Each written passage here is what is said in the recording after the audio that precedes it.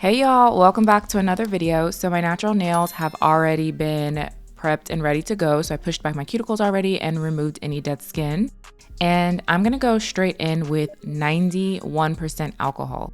I did get a question about this in a previous video, and anytime I'm using the Jello Peel Off Base Coat, I do not use dehydrator or primer because I have worked with the Jello Peel Off Base for quite some time now, and I have figured out what works best for me. Anytime I apply dehydrator or primer underneath the Jello, the removal process is much harder than if I were to go in only with alcohol. So that is why I do this. Also, when I'm applying my Jello Peel Off base, I only do it in the center of the nail. I don't go all the way out to the edges. And then once I'm done applying this, I'm gonna cure in a bigger lamp and then move on to applying my gel extensions. For extensions today, we won't be using stiletto, but we will be using the Opre Sculpted Almond Long. And I forgot that I had already put my Jello Peel Off base on, or I would have prepped the inside of the extension with my e-file and sanding band since I haven't done that in a while, but I didn't want to kick dust up and then get it stuck into my base coat. So I am going to be using the Opre Gel X Prep to chemically etch the inside of the extension. And basically I am scrubbing this around circles, up and down, side to side motions until the number at the bottom of the extension disappears. To attach the gel extensions to my natural nails, I will be using this product here, which is the Yogo Zombie Base Gel, and placing it on the bottom half of my extensions. Then I'm going to apply these like normal, waiting till the gel glue reaches the top of my natural nails. And then to flash cure, I'm going to move my finger underneath my mini lamp. However, because I do have a little bit of glue seeping out of the sides, after the first 3 seconds, I'm going to pick up my flat brush that's already been dipped in alcohol and then swipe the excess glue away. In order for this to work, you have to use a product that isn't super runny. So I really like this product as well as the Opre Extend Gel for this because you need something that's going to hold the extension in place while you remove your grip for about 1 to 2 seconds just to grab your brush. If you use something that is a little bit more runny, you're going to have issues because as soon as you move your hand to pick up that brush, the extension is going to move and not stay in place. So the key here is to make sure you're using a product that has a little bit of thickness to it. Once I have flash cured all the extensions in place, I am going to move to my bigger lamp and cure for 60 seconds. Now I'm going to take the Yogo Zombie Top Gel and place it on the underside of the extension because I will be using my e-file to seal my cuticles in this video, and it kicks up dust. And if you have like any additional base gel sitting above your nail, kind of like I do here, it's going to get the dust caught. So you want to make sure that you put a no wipe top coat on the underside so that nothing is sticky under there, and then you can just go in with your e-file and not have to worry about any dust potentially getting stuck on the underside of your extensions. To seal the cuticles, I will be using my e-file, but this time I will not be using my Pana 5-in-1 bit, even though I love that one. I also love this one here, which is a cuticle bit. I have my e-file on about 4,000 RPM, and I do not recommend going any higher than this because the bottom half of the Opre tips are quite thin. So if you press too hard or have your e-file up too high, you can potentially damage the bottom half of the extensions. And in order to fix that, you would have to go in and do the overlay method, which would just add additional time to the extension process. Now I'm going to do just a little bit of shaping and filing, and unlike my previous video, we do not have a Cricut, so you guys are going to get the filing sounds that I know you love so much.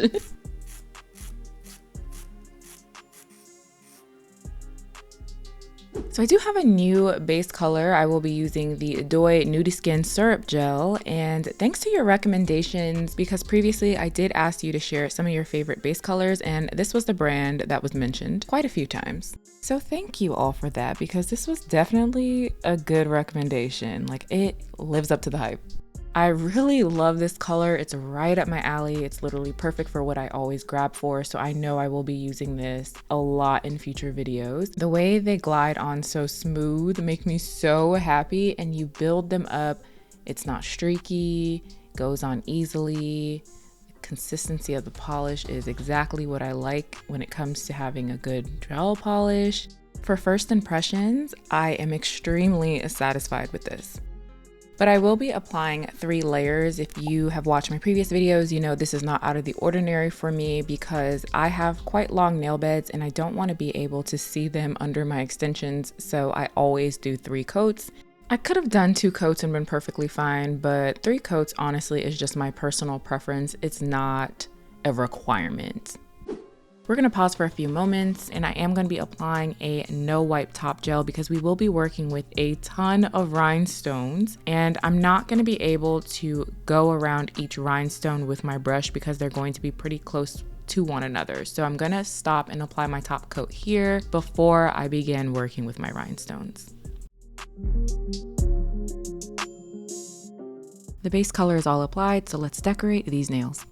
So first I am going to be taking this sticker sheet here, and actually I feel like this is not even true nail art stickers. If you have ever used a Cricut or any other cutting machine, these remind me of vinyl. These stickers work great for designs where you're going to be peeling them off or you're just using it as an outline or a guide for something, but if you plan on leaving them on the nail and sealing them in with top coat, I'm not too confident that these would stay. But anyway, I'm going to be taking my Melody Susie rhinestone glue, and I'm using this one because it has this nozzle here, so it's going to help me get my glue in a very precise area, which is perfect for what we want because I don't want glue all over the nail, especially because we have already laid down top coat. I'm going to start off by laying a dot of glue at each corner of the star and then placing 1 rhinestone at each corner. This is basically going to be my guide for telling me, hey, don't put any rhinestones past this point.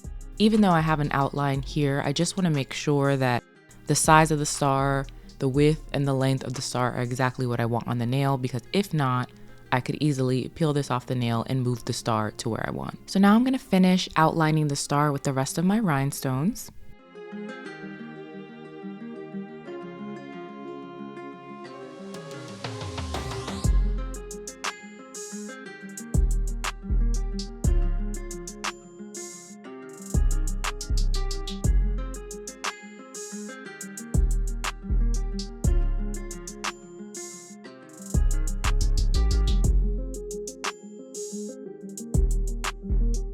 Once my rhinestones are fully outlining the star, I am going to actually pick that sticker up off the nail with some tweezers, and the star is exactly the way I want it, so I'm going to pop this in my lamp to cure. So this nail look is actually going to be inspired by the 2024 Team USA Women's Gymnastics Team uniforms. I know that was a lot to say, but I have to basically assume that you guys may see this video in 2024, you may see it in 2025 and beyond. But in 2024, Team USA did win gold. I am so happy, proud, excited for them because I love watching me some gymnastics in the Olympics.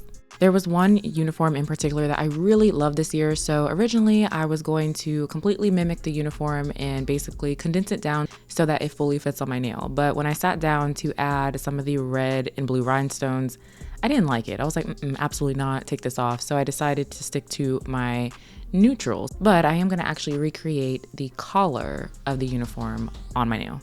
They basically had rhinestones in a cluster, and then the cluster then looked like it was dispersing on their neck. So to basically mimic the collar of the uniform, I will be taking bigger stones and placing them at the tip of my nails. And then as I work down the nail, I will add smaller stones so it looks like these stones are dispersing.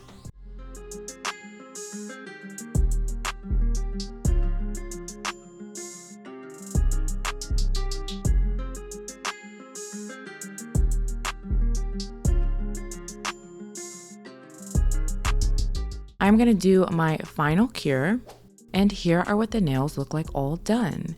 I really enjoy doing these nails. I love how it is an interpretation of a uniform, not exactly it to a T, and I think that's one of the fun things about doing anything creative. You can get inspiration from anywhere, whether it's a gymnastics uniform or something you see in the sky. The possibilities are just endless. So if you enjoyed this video, be sure to give it a thumbs up. If you have any questions, you can always leave me a comment, and all the products I used will be in the description box down below. If you're not subscribed, make sure you do so on your way out. But in the meantime, I will see you in one of these videos here.